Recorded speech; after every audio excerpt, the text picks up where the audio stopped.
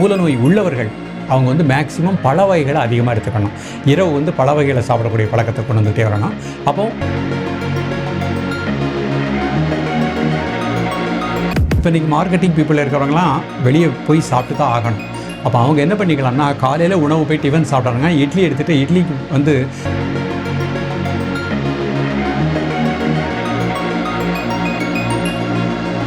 கொய்யாப்பழம் வந்து மலச்சிக்கலை நீக்கக்கூடியது. கொய்யாப்பழம், வாழைப்பழம் அடிக்கடி உணவில் எடுத்துக்கலாம். அது எடுத்துக்கிட்டே அந்த முதிரைகளை இதையும் ப்ராக்டிஸ் பண்ணிட்டு இருந்தாங்கன்னா, இப்போ இன்றைய காலகட்டத்தில் வந்து எங்களுக்கு பைல்ஸே வரக்கூடாது, எங்கள் வீட்டில் வந்து அம்மாவுக்கு இருக்குது, அப்பாவுக்கு இருக்குது, எங்களுக்கு வந்து அதை பார்க்கும்போதே பயமாக இருக்குது, இது எங்களுக்கு வரக்கூடாது அப்படின்னா என்ன மாதிரியான உணவு முறைகளை நாங்கள் எடுத்துக்கலாம் சார்? ஃபுல்லாகவே 3 நேரம் அரிசி சாப்பிட்றத ஏதாவது ஒரு நேரம் நமக்கு பிடித்த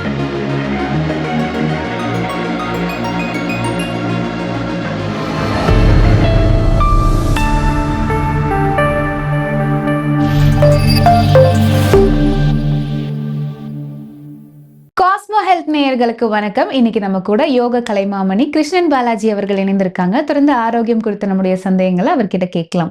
வணக்கம் சார். வணக்கம். எப்படி இருக்கீங்க? நல்லா இருக்கேன், ஃபைன். சரி, இன்றைய நிகழ்ச்சியில வந்து இந்த மூல நோய் நிறைய பேருக்கு பெரும் பிரச்சனையை வந்து ஏற்படுத்துது. அது கான்ஸ்டிபேஷன்ல ஆரம்பிச்சு அடுத்தடுத்து ஸ்டேஜ்க்கு போயிட்டே இருக்காங்க. ஸோ இதற்கு முதிரைகள் எப்படி தீர்வு கொடுக்கும் சார்? பொதுவாகவே நம்ம உடம்புல வியாதி இல்லாமல் இருக்கணும் அப்படின்னா முதல்ல மலச்சிக்கல் அப்படிங்கிறது இருக்கக்கூடாது. இந்த கான்ஸ்டிபேஷன் தான் நீங்கள் சொன்ன மாதிரி அடுத்த கட்டம் அவங்களுக்கு வந்து மூல நோயாக மாறுகின்றது. அப்போ நம்ம உடம்புல செரிமான மண்டலம் நன்றாக இயங்கணும். அதே மாதிரி உடம்புல வந்து மலச்சிக்கல் இல்லாத நிலைக்கு நம்ம வரணும். அப்போ இதற்கும் உணவுக்குமே நெருங்கிய தொடர்பு இருக்குது. இந்த மாதிரி மூலநோய் உள்ளவர்கள் அவங்க வந்து மேக்ஸிமம் பழ வகைகளை அதிகமாக எடுத்துக்கணும். இரவு வந்து பழ வகைகளை சாப்பிடக்கூடிய பழக்கத்தை கொண்டு வந்துகிட்டே வரணும். அப்போ ஒரு நேரம் பழம், மீதி நேரத்தில் அதிக காரம், உப்பு, புளிப்பு அவாய்ட் பண்ணிவிட்டு சாப்பிடக்கூடிய பழக்கத்தை ஏற்படுத்திக்கிடணும்.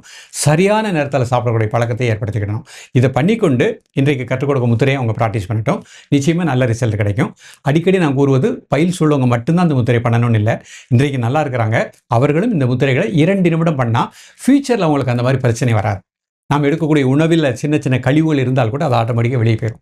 ஸோ முதல் முத்திரையாக நம்ம பார்க்கக்கூடியது சகச சங்கு முத்திரை அப்படின்னு ஒரு முத்திரை பார்க்க போகிறோம். எல்லா கை இப்படி சேர்த்துக்கிட்டுறோம். இந்த 2 கட்டையும் இந்த மாதிரி வச்சுக்கணும். கை இதயத்துக்கு நேராக வச்சுக்கணும். நோட்டு பண்ணுறேன். மெதுவாக எல்லா விரலையும் இன்டர்லாக் பண்ணிக்கிட்டேன். இந்த 2 கட்டை விரலும் இந்த மாதிரி வச்சுக்கிட்டேன். எல்லா விரல்லையும் ஒரு சின்ன அழுத்தம் கொடுக்குறேன், லேசாக அழுத்தம் கொடுக்குறேன்.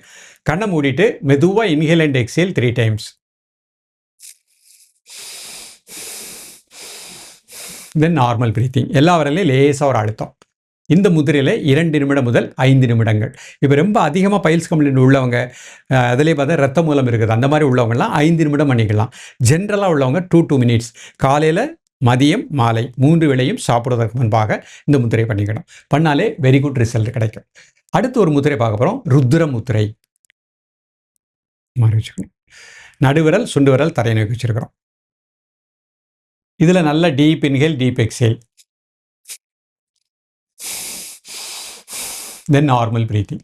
சாதாரண மூச்சில் இருந்தாலே போகிறோம். இந்த 2 முத்திரைகளையுமே காலை, மதிய, மாலை 3 வேளையும் சாப்பிட்றதுக்கு முன்பாக ப்ராக்டிஸ் பண்ணிகிட்டே வரட்டும். உணவை பொறுத்த மட்டும் நம்ம அடிக்கடி சொல்கிறதா, அதிக காரத்தை அவாய்ட் பண்ணிக்கணும், அதிக உப்பு அவாய்ட் பண்ணிக்கணும், புளிப்பையும் அவாய்ட் பண்ணிக்கணும். இந்த பைல்ஸ் உள்ளவங்க சாப்பிட்டுட்டு 2 மணி நேரம் கழித்து வாழைப்பழம் அந்த உணவில் எடுத்துக்கலாம். வாழைப்பழம் வந்து செரிமான மண்டலத்தை நன்றாக இயங்க செய்யும். அதே மாதிரி இரத்த மூலம் உள்ளவங்க கொத்தமல்லியில் கருப்பட்டி போட்டு அதை லேசாக கொதிக்க வைத்து நல்லா வடிகட்டிட்டு அதை சாப்பிட்றணும். அதை கரெக்டாக 3 நாட்கள் 7 நாட்கள் சாப்பிட்டுட்டே இருந்தாங்கன்னா, அதோட முதிரையும் ப்ராக்டிஸ் பண்ணாங்கன்னா வெரி குட் ரிசல்ட் கிடைக்கும். இப்போ இன்றைக்கி மார்க்கெட்டிங் பீப்புள் இருக்கிறவங்களாம் வெளியே போய் சாப்பிட்டு தான் ஆகணும். அப்போ அவங்க என்ன பண்ணிக்கலாம்னா, காலையில் உணவு போய் டிஃபன் சாப்பிட்றாங்க, இட்லி எடுத்துகிட்டு இட்லிக்கு வந்து தயிர் வாங்கிக்கலாம். தயிரை வாங்கிட்டு அதை கொஞ்சம் தண்ணியில் சேர்த்துட்டு அதை தொட்டு சாப்பிட்டுக்கலாம். தப்பு கிடையாது. எல்லா ஹோட்டலையுமே கிடைக்கும். நம்ம ஹெல்த்துக்கு ஒரு ஆஸ்பெக்டாக இருக்கணும் அப்படின்னா அந்த மாதிரி பண்ணிக்கலாம். அந்த மாதிரி மதியம் சாப்பிடும்போது அதிக காரக்குழம்பு நிறைய பேர் விரும்பி சாப்பிடுவாங்க. அதெல்லாம் அவாய்ட் பண்ணிக்கலாம். ரசம் சாப்பிட்டுக்கலாம், மோர் சாப்பிட்டுக்கலாம். அந்த மாதிரி உணவில் கொஞ்சம் பதமாக வச்சுக்கணும். இரவு மட்டும் முடிந்த அளவு ஃப்ரூட்ஸாகவே சாப்பிட்டுக்கணும். இந்த மாதிரி சாப்பிட்டுட்டே வந்தாங்கன்னா நிச்சயமாக நம்ம அந்த மூல நோய்க்கு ஒரு முற்றுப்புள்ளி வச்சுக்கிடலாம். ஓகே. அதே மாதிரி ஆசனங்கள் ஏதாவது இருக்கா சார்? நிச்சயமாக. ஆசனங்களில் நம்ம குய்யபாத ஆசனம் அப்படின்னு ஒரு ஆசனம் மிக நல்ல பலனை கொடுக்கக்கூடியது. பச்சிமோத ஆசனம் மிக நல்ல பலனை கொடுக்கக்கூடியது. நவுகாசனம் மிக நல்ல பலனை கொடுக்கக்கூடியது. ஆசனம் செய்ய முடிந்தவர்கள் தாராளமாக இந்த ஆசனத்தையும் பண்ணிக்கலாம், முத்திரைகளையும் பண்ணிக்கலாம். ரிசல்ட் நன்றாக இருக்கும். இன்னொன்று என்ன கவனிக்கணும்னா, சில சமயம் காலையில் சாப்பிட்டது ஜீரணமாகலை, அவங்களுக்கே தெரியும் பசி இல்லை. ஆனால் அவங்க என்ன பண்ணுவாங்க, நம்ம 3 வேளை சாப்பிடணும்னு ஒரு கான்செப்ட் வச்சுருக்கோம். மதியம் இந்த டைம் வந்தோடனே சாப்பிட்ருவாங்க. அப்போ என்ன பண்ணிடணும், சப்போஸ் இன்றைக்கு அவங்களுக்கு வந்து செரிமானம் ஆகலை, வயிறு உபிசமாக இருக்குது அப்படின்னா மதியம் வந்து ஃப்ரூட்ஸ் மட்டும் எடுத்துக்கலாம். என்ன ஃப்ரூட்ஸ் கிடைக்குதோ ஃப்ரூட் சாலட்டாக கூட எடுத்துக்கலாம். அப்போ என்ன ஆகும், ஆட்டோமேட்டிக்காக ஜீரணம் நன்றாக போயிடும். அவங்களுக்கு மாலை மோஷன் கரெக்டாக வெளியே போயிடும். நம்ம இந்த 3 வேளை சாப்பிடணுங்கிற கான்செப்ட் வரும்பொழுது தான் பசி இல்லாமல் சாப்பிடும் பொழுது அது மலச்சிக்கலை உண்டு பண்ணுகின்றது. அப்போ அந்த மாதிரி ஒரு பழக்கத்தை ஏற்படுத்திட்டாங்களே வெரி குட் ரிசல்ட் கிடைக்கும். ஓகே. இப்போ எங்களுக்கு கான்ஸ்டிபேஷன் ஆரம்ப கட்டத்துல இருக்கு. இப்போ எங்களுக்கு 2 நாளைக்கு ஒரு தடவை தான் மலம் கழியுது. இந்த மாதிரி ஆரம்ப கட்டத்துல இருக்கிறவங்களுக்கு ஏதாவது குறிப்பிட்ட முத்திரைகள் இருக்கு? நிச்சயமாக நம்ம சொன்ன இந்த 2 முத்திரையும் பண்ணிக்கிட்டோம். அவங்க என்ன பண்ணணும்னா தண்ணியில் ஜீரகம் போட்டு கொஞ்சம் கொதிக்க வச்சிடணும். சாப்பிட்டுட்டு ஒரு 1/2 மணி நேரம் கழிச்சு அந்த சூடு வெந்நியை குடிச்சுக்கணும். மதியம் சாப்பிட்டோன்னே அதே மாதிரி தண்ணியில் ஜீரகம் போட்டு நல்லா சுட வச்சுட்டு குடிச்சுக்கணும். இரவு அதே மாதிரி படுக்க போகும்போது அந்த மாதிரி குடிச்சுக்கணும். நிறைய காஃபி நிறைய டீ சாப்பிட்டாலும் அந்த மாதிரி ப்ராப்ளம் இருக்கும். இப்போ காலையில் மதியம் ஒன்று சாப்பிட்டீங்கன்னா ஒன்றும் ப்ராப்ளம் இல்லை. கண்டினியூஸாக சாப்பிடக்கூடிய போது இந்த மாதிரி ஒரு ஃப்ரூட்ஸை எடுத்துக்கிட்டு இப்படி ஒரு சுடுதண்ணியில் ஜீரகம் போட்டு சாப்பிடக்கூடிய பழக்கத்தை வச்சுக்கிட்டாங்கன்னா நல்லாயிருக்கும். இளநீ எடுத்துக்கலாம். அது வந்து உடல் உஷ்ணத்தை குறைக்கக்கூடியது. அந்த மாதிரி ரத்த மூலம் வராமல் இருப்பதற்கும் இளநீ நன்றாக இருக்கும். தேங்காய் மட்டுமே, தேங்காயும் ஒரு 1/2 முறி தேங்காய், ஒரு வாழைப்பழம் இரவு உணவாக எடுத்துக்கலாம். அது இன்னும் அவங்களுக்கு நல்ல ரிசல்ட் கிடைக்கும். ஓகே. ஸோ பழங்கள் வந்து எடுத்துக்கிறது ரொம்பவே நல்லது அப்படின்னு சொன்னீங்க. மலச்சிக்கல் ஈவன் பைல்ஸ்க்கு கூட நல்ல தீர்வு கொடுக்கும்னு சொன்னீங்க. இது குறிப்பிட்ட ஏதாவது பழம் இருக்கா சார்? நம்ம வாழைப்பழம் வந்து தான் மெயின். கொய்யாப்பழம் வந்து மலச்சிக்கலை நீக்கக்கூடியது. கொய்யாப்பழம், வாழைப்பழம் அடிக்கடி உணவில் எடுத்துக்கலாம். அது எடுத்துக்கிட்டு அந்த முதிரைகளை இதையும் ப்ராக்டிஸ் பண்ணிட்டு இருந்தாங்கன்னா நிச்சயமாக வெரி குட் ரிசல்ட் கிடைக்கும். ஓகே. காலை மாலை முடிஞ்ச அளவுக்கு 2 வேளை எடுத்துக்கலாம். இரவு உணவு மட்டும் ஃப்ரூட்ஸாவே எடுத்துக்கிட்டே வந்தாங்கன்னா இன்னும் நல்ல ரிசல்ட் கிடைக்கும். பட் ஆனால் நிறைய பேர் கொஞ்ச நேரத்துக்கு அப்புறம் திரும்ப பசிக்குது அப்படின்னு அப்போ சொல்றாங்க. என்ன பண்ணிக்கிட்டு அவங்க கஞ்சி மாதிரி சாப்பிட்டுக்கலாம். ஏதாவது ஒரு கஞ்சி சாப்பிட்டுக்கலாம். அப்போ அவங்களுக்கு முதல்ல கொஞ்சம் கடினமாக இருக்கும். ஆனால் அந்த வியாதியிலிருந்து வெளியே வந்துடுறது பாருங்க, அது மிக அற்புதமான ஒரு பலனை கொடுக்கக்கூடியது. ஓகே. ஸோ இப்போ கான்ஸ்டிபேஷன் இருக்கு அப்படிங்கும்போது அதோட சேர்ந்து அவங்களுக்கு வந்து இந்த நெஞ்செரிச்சல் மாதிரியான பிரச்சனைகளும் நிறைய பேர் வந்து ஃபேஸ் பண்றாங்க. டைஜஷன் ஆகலை அப்படின்னு சொல்லிட்டு. ஸோ இதற்கு என்ன தீர்வு இருக்கு? இந்த மாதிரி நெஞ்சு எரிச்சல் உள்ளவங்க சூனிய முத்திரை அப்படிங்கிற முத்திரை நடுவிரல் மடிச்சுக்கணும். மையத்தில் கட்டை வரும். இதில் வந்து 2 நிமிடம் கை மடியில் வச்சுக்கலாம். இந்த முத்திரையோடு சேர்த்து நெஞ்செரிச்சல் உள்ளவங்க இந்த முத்திரைகளை 2 நிமிடம் காலை மதியம் மாலை 3 வேளையும் ப்ராக்டிஸ் பண்ணாங்கன்னா அந்த நெஞ்செரிச்சல் ஆட்டோமேட்டிக்காக ரிலீஸ் ஆகும். ஸோ இன்றைய காலகட்டத்தில் வந்து எங்களுக்கு பைல்ஸே வரக்கூடாது, எங்கள் வீட்டில் வந்து அம்மாக்கு இருக்குது அப்பாவுக்கு இருக்குது, எங்களுக்கு வந்து அதை பார்க்கும்போதே பயமாக இருக்குது, இது எங்களுக்கு வரக்கூடாது அப்படின்னா என்ன மாதிரியான உணவு முறைகளை நாங்கள் எடுத்துக்கலாம் சார்? நிச்சயமாக நம்ம வந்து சிறுதானிய உணவுகள் அதிகமாக எடுத்துக்கலாம். உணவில் எதுனாலும் சரி, நம்ம வந்து ஃபுல்லாகவே 3 நேரம் அரிசி சாப்பிட்றத ஏதாவது ஒரு நேரம் நமக்கு பிடித்த சிறுதானிய உணவு எடுத்துக்கலாம். ஆப்பிள் பழம் எடுத்துக்கலாம், ஆரஞ்சு பழம் எடுத்துக்கலாம், கருப்பு திராட்சை பழம் எடுத்துக்கலாம், உலர்ந்த திராட்சை பழம் எடுத்துக்கலாம்.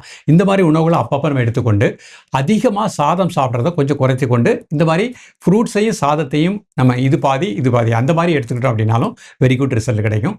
சாப்பிடும் பொழுது நன்றாக மென்று கூழாக்கி சாப்பிடக்கூடிய பழக்கத்தை எடுத்துக்கிடணும். ஸோ அதிக காரத்தையும் அவாய்ட் பண்ணிக்கணும். நிறைய நபர்களுக்கு பார்த்தீங்கன்னா செரிமான மண்டலத்தில் பிரச்சனை வருவது சாப்பிடும் பொழுது அதிகமாக ஸ்பீடாக சாப்பிட்ருவாங்க. பொதுவாகவே நல்ல ஆரோக்கியமாக இருக்கணும்னா நாள் 2 அப்படிங்கிறது காலை மாலை நமக்கு மோஷன் போயிடணும். அந்த பழக்கம் கரெக்டாக வந்துடணும். வாரம் 2 நாட்கள் ஆயில் பாத் எடுத்துக்கிடணும். இந்த ஆயில் பாத் எடுக்கிறதெல்லாம் இப்போ இருக்கக்கூடிய ஜென்ரேஷனுக்கு என்னதுன்னு கேட்குறாங்க. அது வந்து நிச்சயமாக எடுத்துக்கணும். பெண்களை பொறுத்த மட்டுக்கும் வெள்ளிக்கிழமை, அதே மாதிரி செவ்வாய்க்கிழமை, அது கிரக ரீதியாக வச்சுருக்காங்க. ஆண்களுக்கு புதன்கிழமை, சனிக்கிழமை.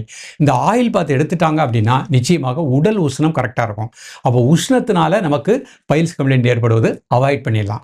அப்போ இதை பார்க்கக்கூடிய நேயர்கள் முத்திரைகளையும் பண்ணிக்கிட்டோம், ஆயில் பாத் எடுத்துக்கிட்டோம். ஆயில் பாத் எடுத்துகிட்டு முத்திரையும் பண்ணாங்கன்னா இன்னும் வெரி குட் ரிசல்ட் கிடைக்கும். இப்போ ஒரு சிலவங்களுக்கு வந்து பல் இல்லாதவங்க வந்து மென்று சாப்பிட்றது அப்படிங்கிறது ரொம்ப சிரமமான ஒரு விஷயமா இருக்குது. ஸோ இதை எப்படி சார் மேனேஜ் பண்ணலாம்? அவங்க பல்லு இல்லாதவங்க மேக்ஸிமம் என்ன பண்ணிக்கணும், கஞ்சியாக ஆக்கிக்கிட வேண்டியதான். நம்ம சாப்பிடக்கூடிய உணவுகளை கொஞ்சம் மிக்சியில் போட்டு அடித்து கஞ்சி மாதிரி பண்ணிக்கிட்டு அதை குடிக்கக்கூடிய பழக்கத்தை ஏற்படுத்திக்கிடணும். அப்போ உங்களுக்கு இன்னும் ஒரு நல்ல ரிசல்ட் கிடைக்கும். பழ வகைகள் கொஞ்சம் மேக்ஸிமம் எல்லாமே மெதுவாக இருக்கும். அந்த மாதிரி பழ வகைகளை ஜூஸாக எடுத்துக்கலாம். அந்த மாதிரி ஜூஸு கஞ்சி வகைகள் இப்படி சாப்பிட்டாங்கன்னா அவங்களுக்கு நிச்சயமாக அதுலேருந்து ஒரு ரிசல்ட் கிடைக்கும். மோஸ்ட்லி லிக்விடாக எடுத்துக்கிடணும். ஓகே. ஸோ இன்றைய நிகழ்ச்சியில் மூல நோய்க்கு என்ன மாதிரியான தீர்வுகள் இருக்குது, குறிப்பாக வந்து முத்திரைகள் எவ்வளோ தூரம் ஹெல்ப்ஃபுல்லாக இருக்கும், உணவு முறைகளில் குறிப்பிட்ட உணவுகள் என்னெல்லாம் எடுத்துக்கணும் அப்படின்றத பற்றி ஒரு தெளிவான விளக்கம் கொடுத்தீங்க. ரொம்ப நன்றி. நன்றி.